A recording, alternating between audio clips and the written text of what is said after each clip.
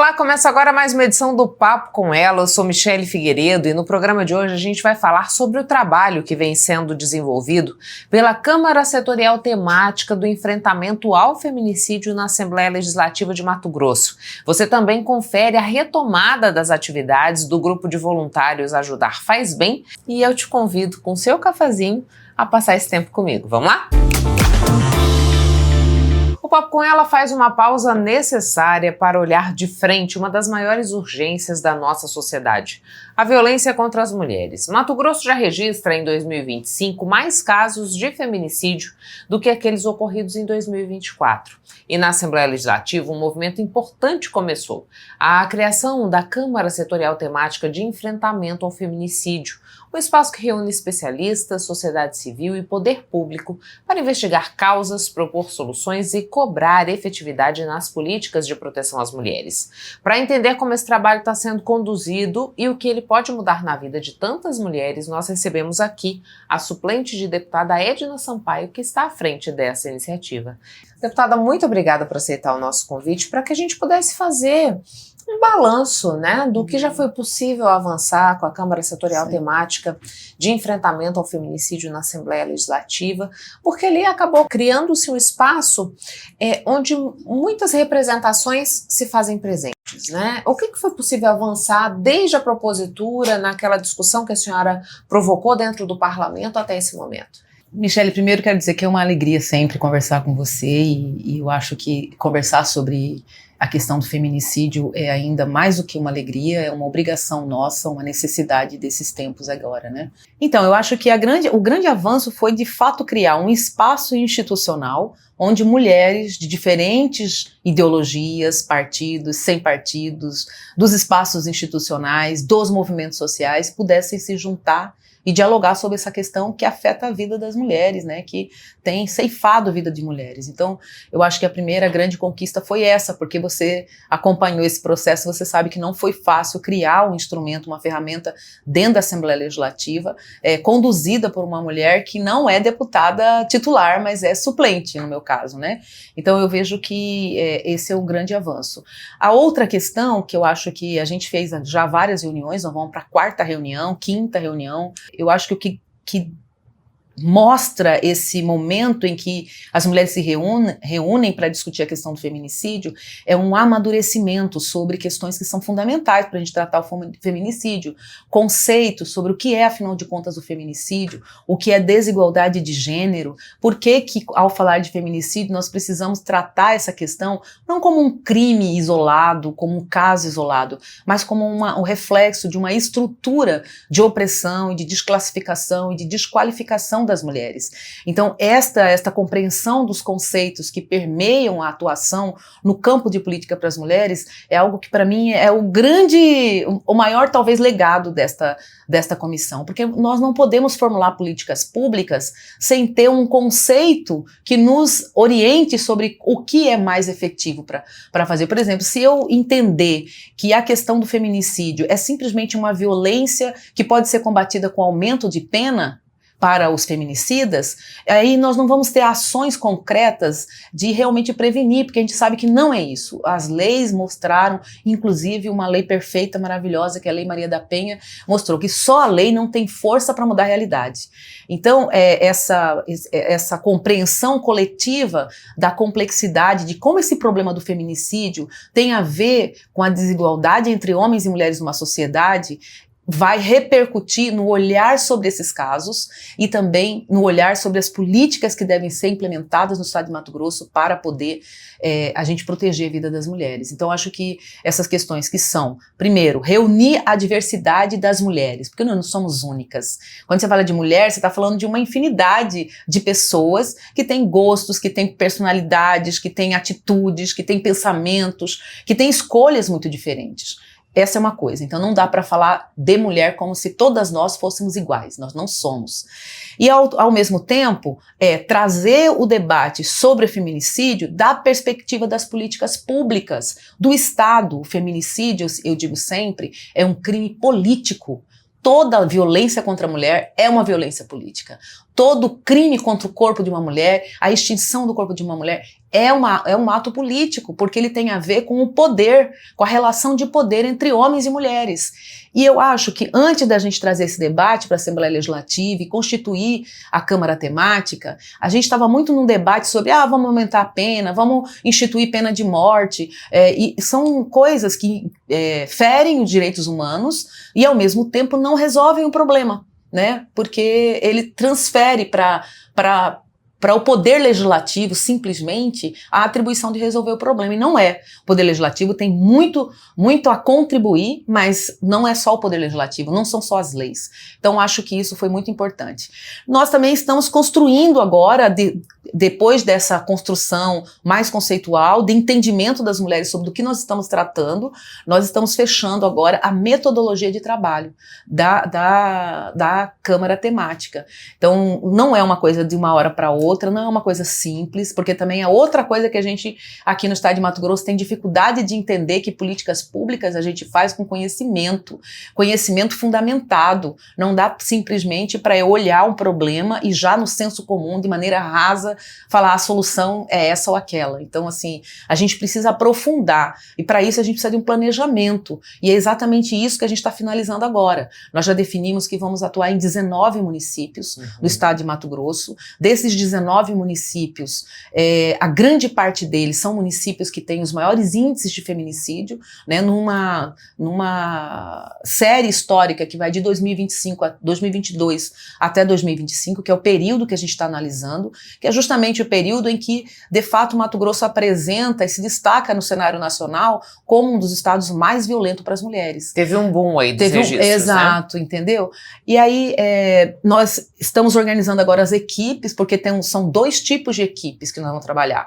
A primeira equipe com dados secundários, dados que estão disponíveis da organização do Estado, a publicação de relatórios, LDO, PPA, LOA, né, relatórios de ação governamental, né, indicadores, o relatório da segurança pública que tem todos os casos, a contextualização desses municípios. A gente percebe, por exemplo, que em determinadas regiões, vários municípios do estado de Mato Grosso apresentam maiores índices de feminicídio. Então tem a ver também com a forma de ocupação do estado de Mato Grosso, né, essa questão da violência contra a mulher, e a gente precisa debater sobre isso. Nesses 19 municípios, deputada, Cuiabá encabeça? Olha, ou não? Cuiabá tem um altíssimo índice de feminicídio, porém é uma população maior. Quando a gente olha para os dados, para a série histórica, a gente vai ver que Rondonópolis é o município que mais tem casos, né? Então, assim, proporcionalmente à população, Rondonópolis é o caso mais gritante. Né? Então, e é bom que a gente tenha várias pessoas de Rondonópolis na CST, que já estamos organizando, dialogando com as meninas lá de Rondonópolis, para que elas assumam a parte de levantamento das redes que tem ali, da rede. O que tem do governo do estado, o que tem do governo federal, o que tem do governo municipal, como que é o atendimento das mulheres nas unidades de assistência social, na delegacia, se tem, se não tem. E aí a gente vai também analisar a questão dos investimentos, o que o município tem investido nisso, tem cooperação com o governo federal, com o governo do estado. Então todas essas informações, elas são fundamentais para que a gente possa ter não apenas o indicador da quantidade de feminicídio, mas de como que o Estado tem se organizado no âmbito municipal, estadual e federal para dar conta dessa realidade que acontece no município. Seria traçar, ou no final se pretende traçar um paralelo entre o que há de política pública de fato sendo executada e a ocorrência dos crimes, deputada? Sim, essa é uma parte, né? Traçar um parâmetro, né? Traçar um panorama de como anda a atuação do poder público em diversos aspectos, do financiamento, da existência de programas, de ações, de estruturas de atendimento às mulheres nesses municípios, mas é também olhar para as famílias que foram vítimas do feminicídio e para essas vítimas. Nós temos também vários municípios, se a gente incluir, por exemplo, as tentativas de feminicídio, o número vai muito além daquilo que a gente conhece. Então nós também queremos dialogar com as mulheres, com as famílias que foram vítimas na tentativa de um feminicídio, porque a gente quer traçar o caminho que essas mulheres percorreram para em relação ao Estado. Será que elas procuraram o Estado? Se procuraram, qual foi a resposta do Estado? Se não procuraram, por que não procuraram? Então, esses elementos, eles estão relacionados também à credibilidade da administração pública, à confiabilidade que o cidadão, que a cidadã em situação de vulnerabilidade e de risco de vida tem nas instituições do poder público. Isso é fundamental se a gente quiser discutir Estado e políticas públicas, porque o Estado ele tem um papel de regulação das relações sociais, e para isso, para ele poder ser um bom regulador, né, no sentido de não deixar perecer ninguém, não deixar que a desigualdade mate as pessoas, como tem acontecido com as mulheres, o Estado tem que ter uma atuação muito firme. E ele precisa ter credibilidade. Porque se a mulher não confia que vai ser bem atendida, ou que seu problema vai ser resolvido numa delegacia, ou que ela possa ter outras alternativas que o município, que o Estado lhe ofereça, ela nem vai procurar. Então é preciso também medir o grau de confiabilidade e de resposta do poder público a esses casos. Porque veja, Michele, se a gente ficar só com os dados secundários, que são os dados que já estão disponíveis do Poder Executivo, dos mais diferentes níveis, é óbvio que nós vamos ter uma realidade contada apenas de uma perspectiva. A gente precisa também olhar da perspectiva do cidadão, da cidadã, né, que demandou ou que deveria ter demandado a ação do poder público e não fez. E por que não fez? Então, é preciso compreender o Estado, a relação entre, no fundo, eu acho que essa CST é uma estratégia de compreender como anda a relação do Estado com as mulheres. Né? Porque a gente está acostumado a pensar que a violência contra a mulher e que o feminicídio são questões que envolvem os limites da privacidade. Então, assim, um problema, você tem que ter uma rede é de quê? Uma rede de amigas, de famílias, mas só isso não dá conta. Então a gente não pode deixar esse debate sobre a questão da mulher, da desigualdade de gênero, do feminicídio, ocupar apenas o espaço doméstico, das relações privadas, porque esse é um problema de Estado. Compreende? O feminicídio, o assassinato de mulheres em razão do seu gênero, é uma atitude política dos homens. Eles se sentem autorizados a matar a mulher, ou eles se sentem motivados para cometer uma violência dessa contra a mulher, porque no fundo ele acha que ele é dono daquele corpo, né? Mas o que o Estado tem a ver com isso? Ora, vamos olhar para o conceito de cidadania que nós temos. Por acaso a gente está num período em que corpos humanos são propriedade de outros? Nós já tivemos nesse período, durante a escravidão. Os corpos dos escravizados eram propriedade, inclusive comercializável, dos seus patrões.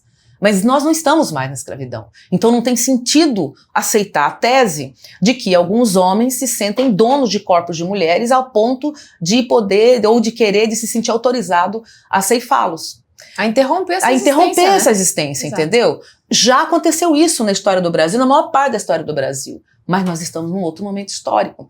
Então, o que tem a ver com o Estado isso? Tem a ver com a impossibilidade ou a incapacidade, não é impossibilidade, é a incapacidade que o Estado tem tido de preservar a vida dessas cidadãs.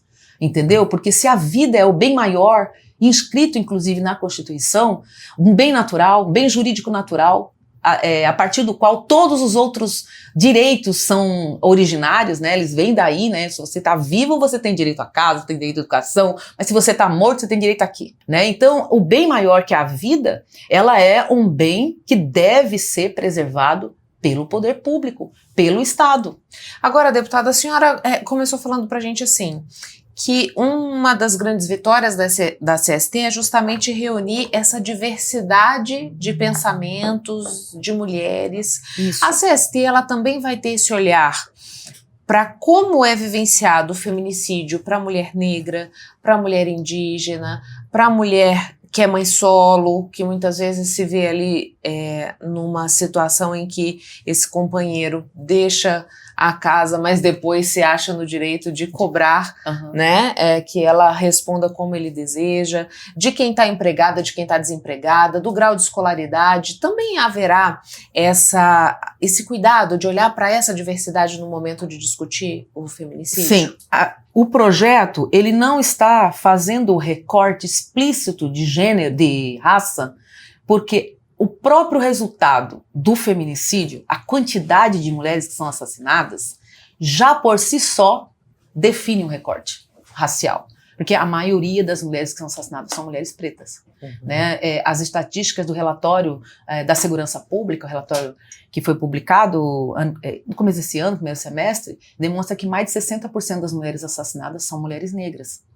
Então, assim, eu parto do princípio de que, ao ir a campo, ao identificar esses casos e as suas famílias, nós vamos estar atuando exatamente nesse recorte racial também, que é uma intersecção, né? A interseccionalidade das opressões. Uma mulher, ela sofre opressão do poder masculino sendo mulher, em qualquer situação, seja mulher cis, seja mulher trans. Mas uma mulher preta, ela sofre ainda mais porque, além da questão de gênero, ela ainda tem um outro fator de desigualdade, que é a desigualdade racial. Então, no próprio levantamento desses dados para o estado de Mato Grosso e para o Brasil, você já tem essa configuração, né, de recorte racial. Vou te pedir licença, a gente vai fazer um breve intervalo e voltamos já já. Pessoal, a segurança em Mato Grosso melhorou muito e os resultados estão aí para todo mundo ver. Os homicídios caíram 24% e 78% foram solucionados. Os roubos diminuíram 83%. Foram realizadas mais de 400 operações dentro dos presídios. E não para por aí. Mais de 15 mil câmeras reforçam a segurança em todo o estado através do programa Vigia Mais MT. 100% das invasões de terras foram impedidas e a apreensão de drogas aumentou mais de 370%.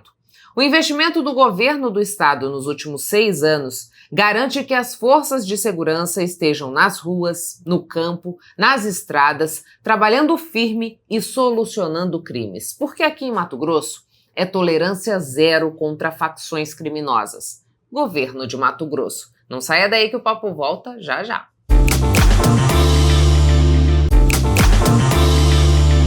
A gente está conversando nessa edição do Papo com ela, com a suplente de deputada Edna Sampaio, ela que é do Partido dos Trabalhadores, está à frente da Câmara Setorial Temática de Enfrentamento ao Feminicídio na Assembleia Legislativa.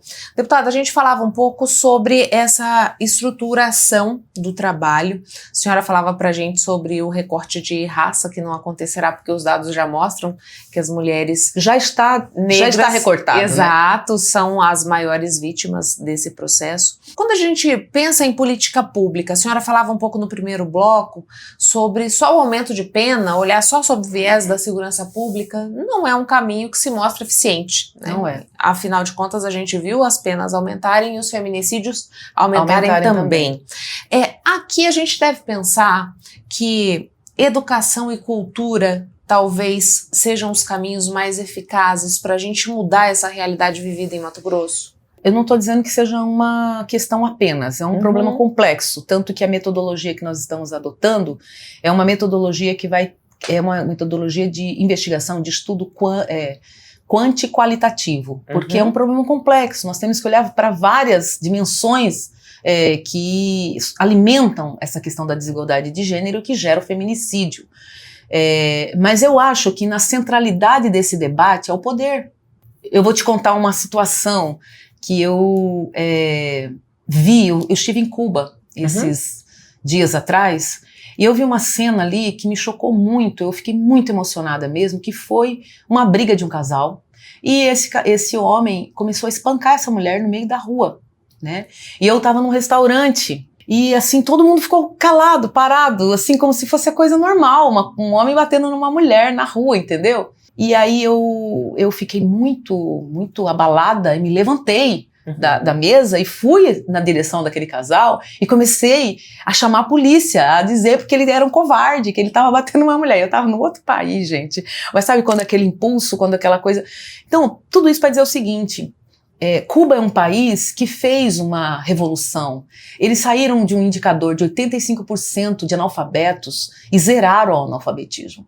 Lá você anda em qualquer lugar, qualquer pessoa, qualquer cidadão mais simples, consegue falar 2 línguas, são educados, tem uma compreensão política, você consegue conversar sobre economia, sobre política, sobre tudo com eles. Então, é um povo muito bem educado. Tem passado umas dificuldades gigantescas pelo bloqueio dos Estados Unidos. Mas você vê que a questão da mulher, e a questão racial também, ela não vai alterar por inércia. Tipo assim, ó, mesmo que a gente faça uma revolução, se essa questão não for trazida como questão central, a desigualdade racial e a desigualdade de gênero, ela não vai desaparecer sozinha.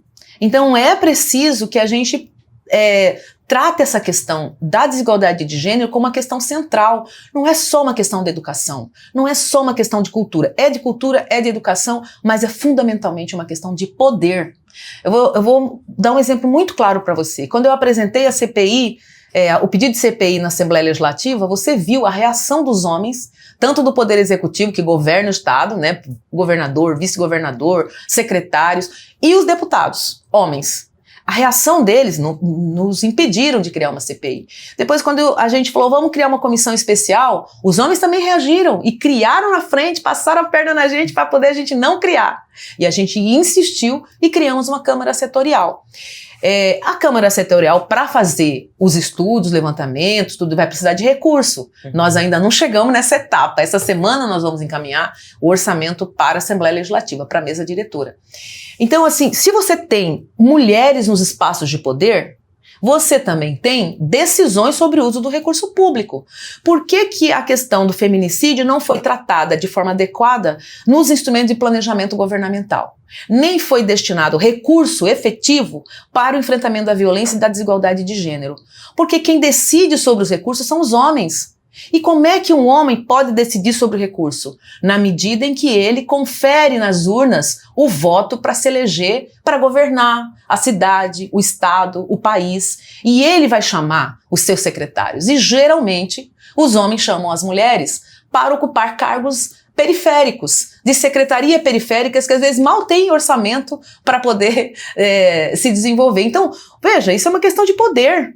Então, como é que nós, mulheres, vamos, por exemplo, ter condições de trabalhar tranquilamente, deixando o filho em creche integral, se a gente sabe que há décadas, desde a Constituição de 88, que instituiu a obrigatoriedade do Estado em oferecer a educação infantil, e não oferece até hoje. Muitas mulheres não têm creche. Mas por que não tem? Porque o Estado não tem dinheiro? Não, porque não é escolha de quem não prioriza, né? Porque quem está decidindo não é uma mulher. Quem está decidindo são os homens, sobre onde vai os recursos. E se os homens têm uma visão do que é mais importante, as mulheres têm outra. Mas se nós não estamos lá no poder para decidir nada, ou quando estamos de forma muito marginalizada, periférica, alimentando os projetos que são do interesse majoritariamente dos homens, às vezes nem é do interesse da mulher, e as mulheres muitas vezes aceitam estar nesse lugar simplesmente cumprindo um papel mais instrumental, vamos dizer assim, como uma espécie de adesão aos projetos dos homens. Então não vamos mudar essa realidade. Então eu penso que a questão da mulher, da desigualdade de gênero, em primeiro lugar, uma questão de desigualdade de poder. Nós não temos o poder na esfera pública, que é o lugar onde a gente poderia resolver essa questão. Nós temos poder na esfera privada, porque nós estamos na casa, nós educamos os filhos, nós sabemos como que é a economia do lar, né? Sabemos o que é prioridade, o que não é prioridade, mas nos limitamos a esses espaços. Então, para mim, a questão da desigualdade, ela precisa ser enfrentada da perspectiva do poder. Mas uma comissão, uma câmara setorial temática, ela não vai resolver, obviamente, o problema do poder. Essa é uma questão que nós, mulheres, temos que adquirir essa consciência e construir essa outra realidade.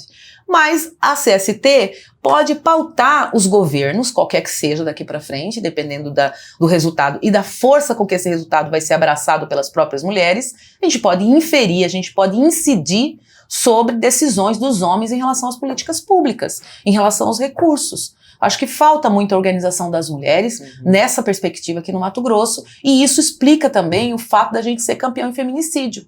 Porque quem vai resolver esse problema são os homens? Se a gente não assumir o protagonismo para fazer isso, não vai ser resolvido. E deputada, a gente tem notícia de algum outro local que tenha vivenciado o que a gente está vivenciando e que conseguiu mudar essa realidade? Nós temos vários municípios, não sei se mudar essa realidade, né? Mas claro que... Não, eu acho abrandar, assim, né? eu acho assim que o feminicídio é uma característica de países, inclusive latinos, né? Que tem uma cultura muito machista, né? E esse machismo não é só uma coisa alegórica, folclórica, ele tem consequência real na nossa vida. E o feminicídio é uma consequência desse machismo, né? Porque hierarquiza as mulheres. Eu acho que países que são mais desenvolvidos da perspectiva cultural, econômica, mais igualitária do ponto de vista social, tem menos, ou pode até não ter essa questão, porque matar uma pessoa, porque você acha que ela é inferior a você, porque ela te pertence, você acha que ela te pertence, tem que ser uma coisa muito primitiva, né? Nós estamos próximos de uma sociedade que não organizou as instituições da cultura, o Estado, as políticas, mas que está lá naquele momento histórico onde a força era o principal instrumento de poder. Então não tem sentido pensar numa sociedade que nós vivemos, de tecnologia, de informação, de inteligência artificial. A inteligência passou de um patamar de inteligência orgânica para ser uma inteligência artificial. Então você pensar que nessa sociedade nós ainda temos que conviver com brutamontes que praticam a violência contra os corpos das mulheres porque se sentem superiores. Então assim, nós convivemos com uma modernidade de um lado e ao mesmo tempo com um primitivismo das relações sociais, das relações de gênero, por outro lado. Porque Mato Grosso, na minha visão, é um estado de colonização muito recente. Nós ainda trazemos as marcas dessa colonização, que são as marcas da violência.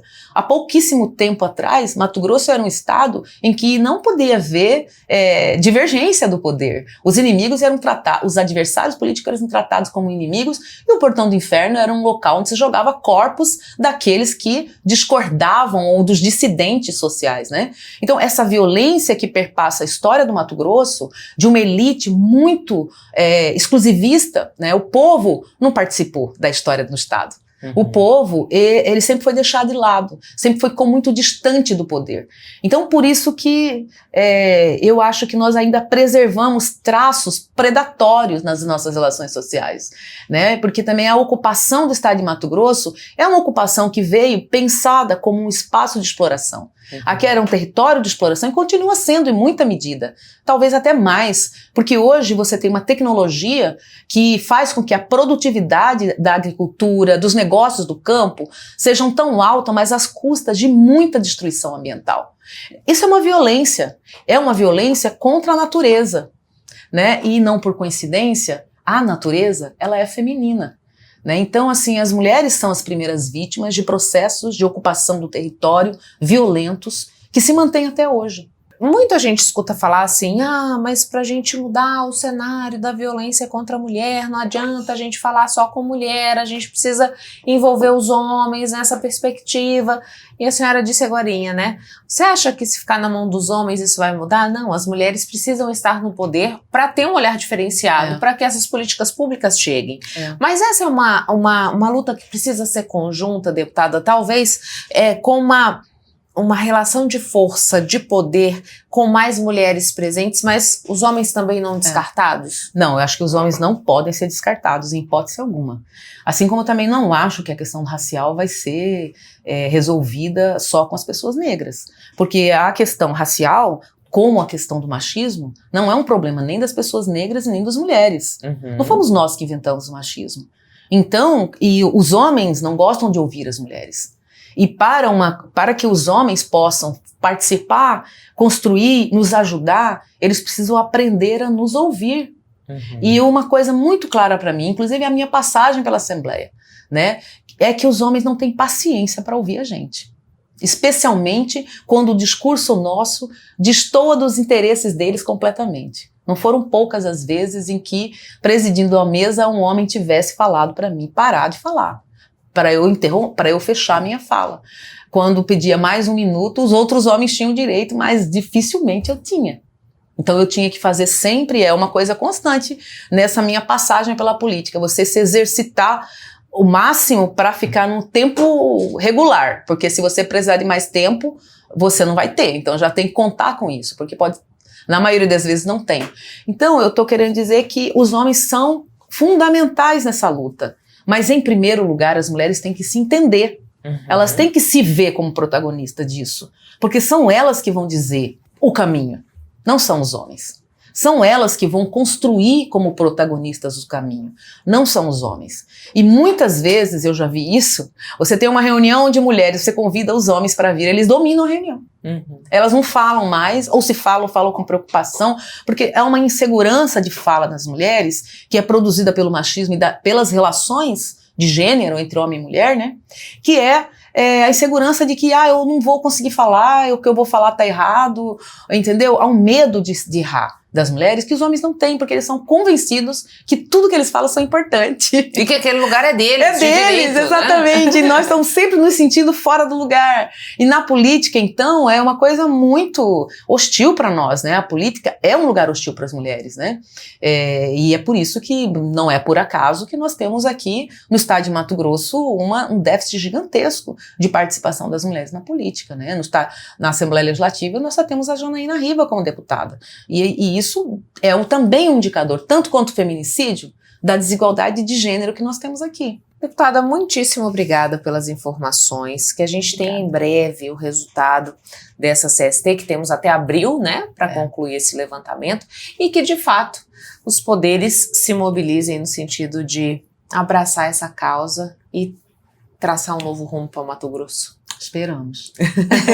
Obrigada, Michele. Intervalo, a gente volta já. Sabe, todo esse conteúdo que a gente produz aqui no Papo com Ela, ele também está disponível no nosso canal no YouTube para você ver e rever sempre que quiser e também para compartilhar com outras pessoas que gostam do conteúdo que a gente produz aqui. Então fica o meu convite, se você ainda não está inscrito ou inscrita, inscreva-se no nosso canal no YouTube, assim você não perde nada do que a gente faz no Papo. E para facilitar a tua vida, a gente criou esse QR Code que aparece na tua tela. Basta mirar a câmera do celular para ele, que você já vai ter o caminho certinho para integrar essa comunidade que está com a gente lá no YouTube. E sabe um outro lugar que você pode conferir também o nosso conteúdo? É no site nossarepublica.com.br. Estudantes da Rede Pública de Cuiabá e Várzea Grande participaram de oficinas que ensinaram a criar imagens luminosas com as próprias mãos. A iniciativa é do projeto Vagalumens, que atuou no estado nos meses de novembro e dezembro com apoio do Governo de Mato Grosso, Assembleia Legislativa e Universidade Federal de Mato Grosso. A realização do projeto foi do Hub de Arte e Tecnologia Projeções Poéticas e da Associação Aqui é Mato de Cultura. Esse projeto ele foi pensado para estimular a criatividade, principalmente através da manualidade. Em tempos de tecnologia, de inteligência artificial, eu percebo que isso é muito importante. Trabalhar com manualidade, trabalhar no coletivo. Um dos responsáveis pelas oficinas foi o recifense, radicado em São Paulo, Mozart Santos, artista visual transmídia e co-criador do Projetemos, conhecido por explorar projeções e videomapping, misturando alta e baixa tecnologia, poesia urbana, memória e afetos. Além de fomentar o trabalho em grupo, as oficinas também provocaram um repensar das vivências do cotidiano. Como a gente pode transmitir mensagens, seja por desenho, seja por frases, seja por palavras, poesia. O que foi importante para as crianças falarem, se expressarem, a gente vai estar estimulando com ferramentas, a gente está ensinando métodos para eles se expressarem artisticamente e como pessoa, como ser humano. O grafiteiro Rogério Mendes também participou como oficineiro para compartilhar com os estudantes a técnica do stencil. É essencial assim, a gente descobrir, né? Não só descobrir, mas também apresentar para as novas gerações outras formas de você se comunicar, tanto artisticamente, por diversão, por lazer também, sabe? Então a gente necessita muito disso ainda, assim, e trazer isso, assim, né? Abrir um leque assim, de oportunidade para as crianças assim, é muito importante nesse sentido, sabe? A gente pensar em como que no futuro a galera vai começar a se portar a partir desse primeiro contato que ela teve com a arte, sabe? Querendo ou não, alguma coisa muda. Onde a gente faz recortes de imagens e coloca papel colorido atrás, porque aí a projeção sai colorida. É só acender uma lanterna aqui e ele vai funcionar como um projetor papel. Esse experimento, né, que foi muito bom para mim, que eu gostei muito, recomendo e desejo ter cada vez mais ter essa experiência. Depois da câmara escura, a primeira invenção foi a lanterna mágica. A lanterna mágica é o primeiro protótipo, a primeira ideia de projeção de imagem com a luz de dentro para fora. Aqui colocava-se uma lamparina com fogo, a fumaça saía pela chaminé. Essas imagens aqui, elas iam aqui dentro e assim eram projetadas as imagens. Isso em 1600, 1700, 1800, antes da energia elétrica. Maria Heloísa foi uma das estudantes que participou do projeto e revela a surpresa ao descobrir como funciona o sistema de projeções. Agora eu vou parar pra pensar, toda vez que eu ver um filme eu vou parar pra pensar. A imagem tá de ponta cabeça, mas meu cérebro coloca ela em pé. E eu vou ficar assim, tipo, uau!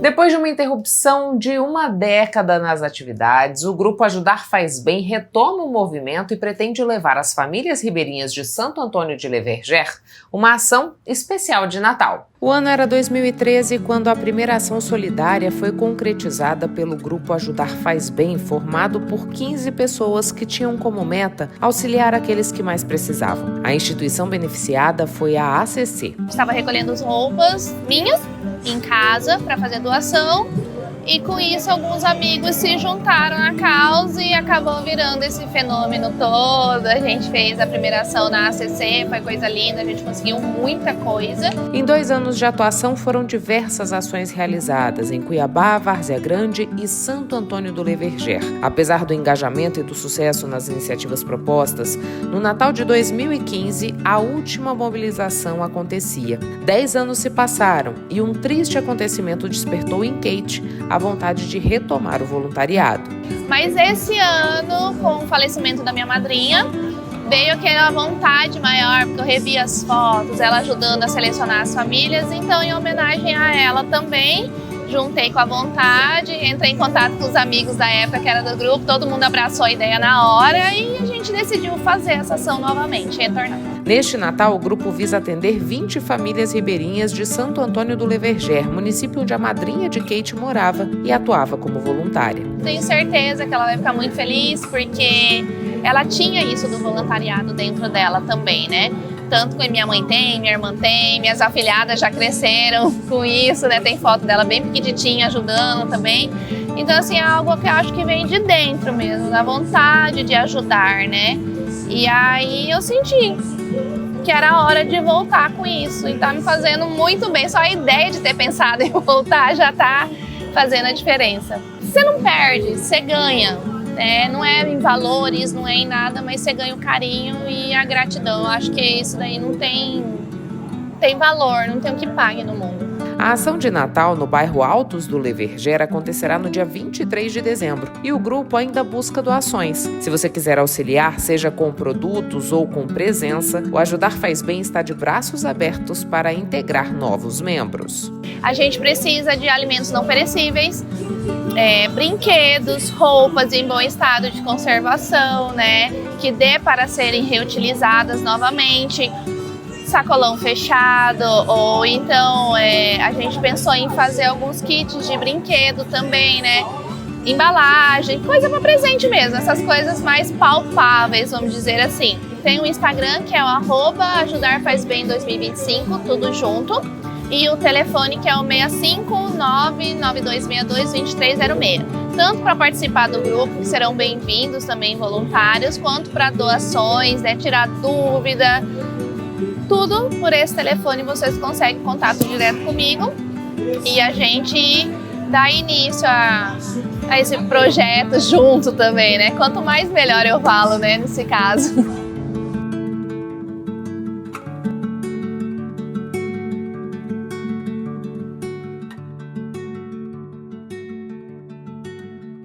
Chegamos ao fim de mais uma edição do Papo com Ela. Eu agradeço a você que ficou comigo até este momento. É sempre uma honra e satisfação poder contar com a sua companhia. Mas antes de ir embora, eu quero te fazer um pedido. Siga o Papo com Ela no Instagram, no Facebook, inscreva-se no nosso canal no YouTube e, o mais importante de tudo, nos ajude a fazer o programa. Para isso, você pode sugerir o que você gostaria de assistir aqui, seja pelas nossas redes sociais ou pelo endereço de e-mail que aparece na tua tela. Como a gente vai se encontrar só depois do Natal, quero te desejar um Feliz Natal, que você possa celebrar essa data em família, fazendo uma grande reflexão de tudo aquilo que vivenciou nesse ano de 2025. Na sexta que vem eu tô de volta, esperando mais uma vez contar com a sua companhia. Um beijo e até lá!